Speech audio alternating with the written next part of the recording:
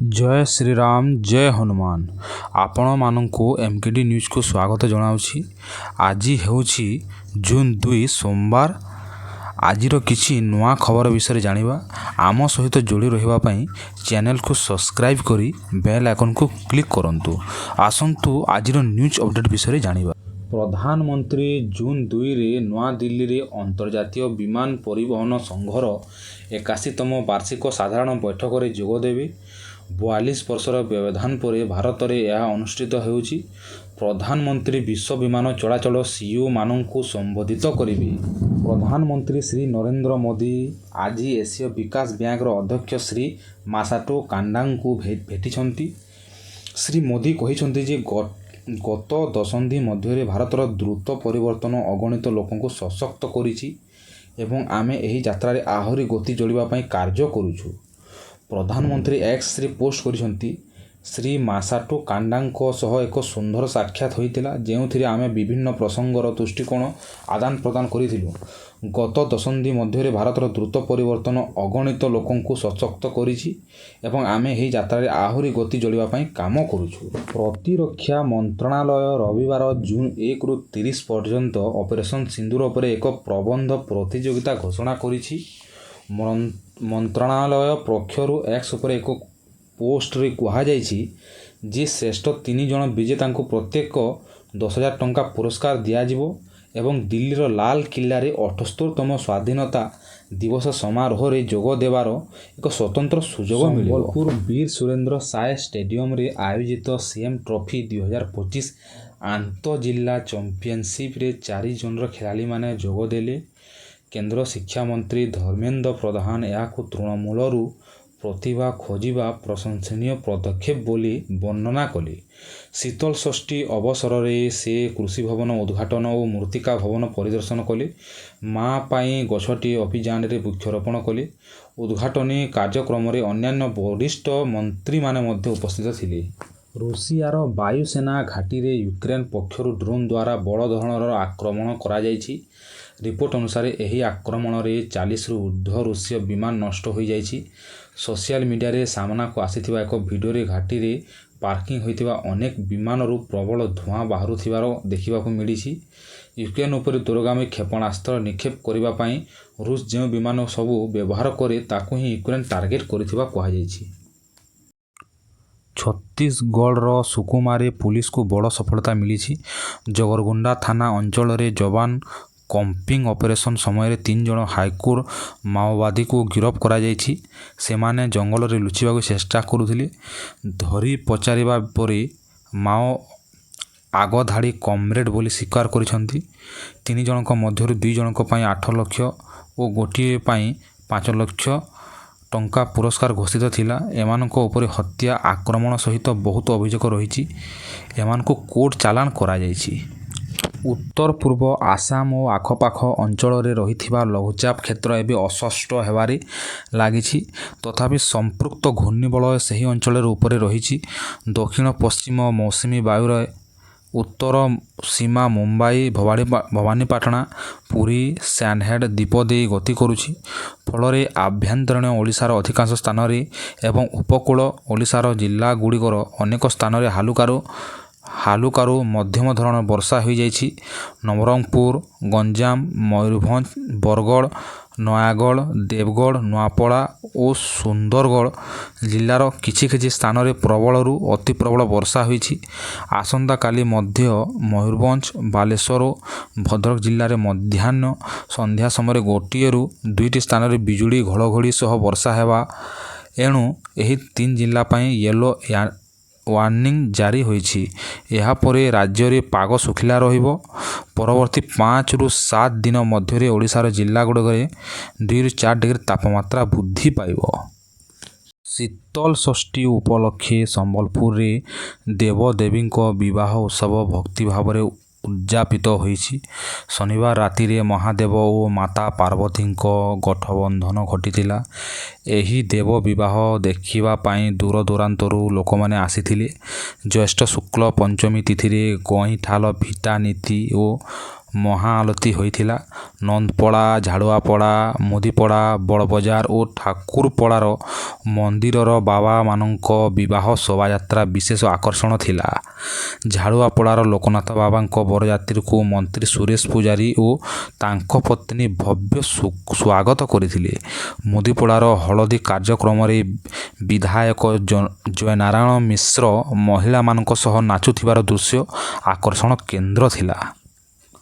Cuttack SCB medical କଲେଜର bone marrow transplant unit March 25ରୁ ବନ୍ଦ ରହିଛି।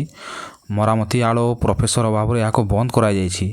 2014ରୁ ଆରମ୍ଭ ହୋଇଥିବା ବିଏମ୍ଟି ୟୁନିଟ୍ରେ 180 ରୋଗୀଙ୍କୁ ଚିକିତ୍ସା ମିଳିଥିଲା। ବର୍ତ୍ତମାନ 35 ରୋଗୀଙ୍କୁ ବୋନ୍ ମାରୋ ଟ୍ରାନ୍ସପ୍ଲାଣ୍ଟ ପାଇଁ ପ୍ରସ୍ତୁତ ଅବସ୍ଥାରେ ଥିଲେ ବି ଚିକିତ୍ସା ଅଟକିଛି। ଏହି ବନ୍ଦୀ ଅବସ୍ଥା 170 ଫଲୋଅପ୍ ରୋଗୀ ଓ ଡିଆର୍ଏନ୍ବି ଛାତ୍ରଛାତ୍ରୀଙ୍କ ଶିକ୍ଷାକୁ ପ୍ରଭାବିତ କରିଛି। ବାହାରେ ଏହି ଚିକିତ୍ସା ପାଇଁ 30-40 ଲକ୍ଷ ଟଙ୍କା ଖର୍ଚ୍ଚ ହେଉଛି, କିନ୍ତୁ ଏଠାରେ ମାଗଣାରେ ମିଳୁଥିଲା। ବିଭାଗରେ ପ୍ରଫେସର ନଥିବା ଏବଂ ଅନ୍ୟ ଅଧ୍ୟାପକଙ୍କ ଅଭାବରୁ ବିଭିନ୍ନ ମହଲରୁ ଉଦ୍ବେଗ ପ୍ରକାଶ ହୋଇଛି। ବିଦ୍ୟାଭାରତୀ ଶିକ୍ଷାବିକାଶ ସମିତି ଓଡ଼ିଶାର 2 ଜଣ ବରିଷ୍ଠ ପୂର୍ଣ୍ଣକାଳୀନ କାର୍ଯ୍ୟକର୍ତ୍ତା ପ୍ରାନ୍ତ ନିରୀକ୍ଷକ ଶ୍ରୀ ପ୍ରସନ୍ନ କୁମାର ବିଶ୍ୱାଳ ଓ ରାଉରକେଲା ବିଭାଗ ନିରୀକ୍ଷକ ଶ୍ରୀ ପ୍ରଦୀପ କୁମାର ମିଶ୍ର ନିଜର ଦୀର୍ଘ ସେବା ଶେଷ କରି ଅବସର ଗ୍ରହଣ କରିଛନ୍ତି। ଓଡ଼ିଶା ଏକ କୃଷିପ୍ରଧାନ ରାଜ୍ୟ, ଯେଉଁଠାରେ ଦୁଗ୍ଧ ଉତ୍ପାଦନ ଗ୍ରାମୀଣ ଅର୍ଥନୀତିର ଏକ ମହତ୍ତ୍ୱପୂର୍ଣ୍ଣ ଅଂଶ ଅଟୁଟ ରୂପେ ରହିଛି। ଦୁଗ୍ଧ କେବଳ ଏକ ଆୟ ଉତ୍ସ ନୁହେଁ, ବରଂ ଏହା ପୁଷ୍ଟିକର ଖାଦ୍ୟ ହିସାବରେ ଆମ ସମାଜର ପାଇଁ ଅତ୍ୟନ୍ତ ଜରୁରୀ। 2023-24 ବର୍ଷରେ ଓଡ଼ିଶାରେ 24.4 ଲକ୍ଷ ମେଟ୍ରିକ୍ ଟନ୍ ଦୁଗ୍ଧ ଉତ୍ପାଦିତ ହୋଇଥିଲା। ସରକାର ଏହାକୁ ଆଗାମୀ 5 ବର୍ଷ ମଧ୍ୟରେ ଦ୍ୱିଗୁଣିତ କରିବାକୁ ଲକ୍ଷ୍ୟ ରଖିଛି। ଏହି ଲକ୍ଷ୍ୟ ସାଧନ ପାଇଁ ରାଜ୍ୟ ସରକାର ମୁଖ୍ୟମନ୍ତ୍ରୀ କାମଧେନୁ ଯୋଜନା ଆରମ୍ଭ କରିଛି। ଏହି ଯୋଜନା ମାଧ୍ୟମରେ ଗୋପାଳନର ବିକାଶ, ଦୁଗ୍ଧ ଉତ୍ପାଦନର ବୃଦ୍ଧି ଏବଂ ଗ୍ରାମ ଅଞ୍ଚଳରେ ଉନ୍ନତି ଲକ୍ଷ୍ୟ ରହିଛି। ଏବଂ କ୍ଷୀର ଦାମ 52 ଟଙ୍କା ଥିବାବେଳେ ଏହା ବଢ଼ି 54 ଟଙ୍କାରେ ପହଞ୍ଚିଛି। ଖାଉଟିମାନଙ୍କ ପାଇଁ କ୍ଷୀର ଲିଟର ପିଛା 4 ଟଙ୍କା ବୃଦ୍ଧି ହୋଇଥିବା ବେଳେ 2 ଟଙ୍କା ବହନ କରିବେ ରାଜ୍ୟ ସରକାର। ଆଜି ପବିତ୍ର ମହୋଦଧିରେ ଅଭିନେତା ବାବୁସାନ ତାଙ୍କ ବାପା ବରିଷ୍ଠ ଅଲିଉଡ୍ ଅଭିନେତା ଉତ୍ତମ ମହାନ୍ତିଙ୍କ ଅସ୍ଥି ବିସର୍ଜନ କରିଛନ୍ତି। ବାପାଙ୍କ ବିୟୋଗ ପରେ ସିନେମା ସୁଟିଂରୁ ବିରତ ରହିଥିବା ବାବୁସାନ ଆଜି ସମୁଦ୍ର ତୀରେ ନିଜ ପିତାଙ୍କ ପ୍ରତି ଶ୍ରଦ୍ଧାଞ୍ଜଳି ଅର୍ପଣ କରି ଭାବୁକ ଦିଶିଲେ। ଅସ୍ଥି ବିସର୍ଜନ ପରେ ବାବୁସାନ ପୁରୀ ଶ୍ରୀମନ୍ଦିର ପହଞ୍ଚି ମହାପ୍ରଭୁ ଜଗନ୍ନାଥଙ୍କ ଦର୍ଶନ କରିଥିଲେ। ଏହି ଅବସରରେ ସେ ନିଜ ପରିବାର ସହିତ ଥିଲେ ବୋଲି ସୂଚନା ମିଳିଛି। ଏହି ଘଟଣା ଦେଖି ଅନେକ ଭକ୍ତ ଓ ଭକ୍ତମାନେ ମଧ୍ୟ ବାବୁସାନଙ୍କ ସହିତ ଭାଗ ନେଇଥିଲେ ଓ ଉତ୍ତମ ମହାନ୍ତିଙ୍କ ପ୍ରତି ଶ୍ରଦ୍ଧାଞ୍ଜଳି ଜଣାଇଥିଲେ। ଓଡ଼ିଶାରେ କରୋନା ପୁଣି ରୂପ ବିସ୍ତାର କରୁଛି।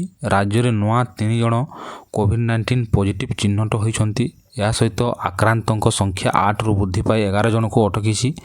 ଶନିବାର ଖୋର୍ଦ୍ଧା ଜିଲ୍ଲାରୁ 6 ଓ କଟକରୁ 2 ଜଣ ଆକ୍ରାନ୍ତ ଚିହ୍ନଟ ହୋଇଥିଲେ।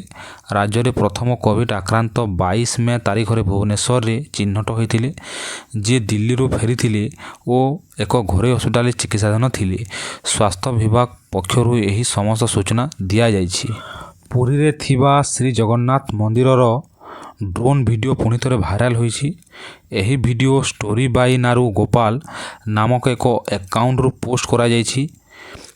ଭିଡ଼ିଓରେ ଜଣେ ଚୁନୁରା ସେବାୟତଙ୍କୁ ପତାକା ପରିବର୍ତ୍ତନ କରିବା ସମୟରେ ମନ୍ଦିର ମଧ୍ୟଭାଗରେ ନମସ୍କାର କରୁଥିବା ଦୃଶ୍ୟ ଦେଖାଯାଉଛି। ସେହି ଭିଡ଼ିଓରେ ଶ୍ରୀମନ୍ଦିର ଉପର ଭାଗର ଭିଜୁଆଲ୍ସ ମଧ୍ୟ ରହିଛି, ଯାହାକୁ ନେଇ ଚୁନୁରା ସେବକଙ୍କ ସମ୍ପୃକ୍ତି ଉପରେ ସନ୍ଦେହ ପ୍ରକାଶ ପାଉଛି। ଏହି ଘଟଣା ନେଇ ଜଗନ୍ନାଥ ଭକ୍ତମାନଙ୍କ ମଧ୍ୟରେ ତୀବ୍ର ଅସନ୍ତୋଷ ସୃଷ୍ଟି ହୋଇଛି। ପ୍ରଶାସନ ଦ୍ୱାରା ଶ୍ରୀମନ୍ଦିର ଫଟୋ ବା ଭିଡ଼ିଓ ଭାଇରାଲ ହେଲେ କଠୋର କାର୍ଯ୍ୟାନୁଷ୍ଠାନ ନେବା ଘୋଷଣା ଥିବା ସତ୍ତ୍ୱେ ଏପର୍ଯ୍ୟନ୍ତ ପ୍ରତିଷ୍ଠିତ କାର୍ଯ୍ୟ ହୋଇନାହିଁ। ଏହା ଉପରେ କ'ଣ କାର୍ଯ୍ୟାନୁଷ୍ଠାନ ହେବ ସେ ନେଇ ସମସ୍ତଙ୍କୁ ଦୃଷ୍ଟି ଲାଗିଛି। 22 ଜାନୁଆରୀ 2024ରେ ଅଯୋଧ୍ୟାର ରାମ ମନ୍ଦିରରେ ବାଳକ ରୂପେ ପ୍ରଭୁ ଶ୍ରୀରାମଙ୍କର ପ୍ରାଣ ପ୍ରତିଷ୍ଠା କରାଯାଇଥିଲା। ଏଥିପାଇଁ ଆସନ୍ତା 5 ଜୁନ୍ 2025ରେ ଦ୍ୱିତୀୟ ପ୍ରାଣ ପ୍ରତିଷ୍ଠା ଅନୁଷ୍ଠିତ ହେବ, ଯେଉଁଠି ରାଜା ରୂପେ ପ୍ରଭୁ ଶ୍ରୀରାମଙ୍କୁ ସ୍ଥାପନ କରାଯିବ। ରାମ ମନ୍ଦିରର ପ୍ରଥମ ମହଲାରେ ଏକ ରାଜଦରବାର ତିଆରି ହେବ, ଯେଉଁଠି ଶ୍ରୀରାମ ତାଙ୍କ ସାନ୍ନିଧ୍ୟରେ ଲକ୍ଷ୍ମଣ, ଭରତ, ଶତ୍ରୁଘ୍ନ, ଜାନକୀ ଏବଂ ହନୁମାନଙ୍କ ସହ ବିରାଜିବେ। ଏହି ପବିତ୍ର ଅବସରକୁ ନେଇ ଭକ୍ତମାନେ ମଧ୍ୟ ବିପୁଳ ଉତ୍ସାହରେ ଅଯୋଧ୍ୟାକୁ ପହଞ୍ଚୁଛନ୍ତି। ଦର୍ଶନ ବ୍ୟବସ୍ଥା ଓ ସୁରକ୍ଷା ପାଇଁ ଏସିପି ଗୌରବ ଗ୍ରୋଭର ଅତିରିକ୍ତ ସୁରକ୍ଷା ବାହିନୀ ମୁତୟନ ଓ ସମ୍ପୃକ୍ତ ସୁରକ୍ଷିତ ବ୍ୟବସ୍ଥା ନେବାଥିବା କଥା କହିଛନ୍ତି।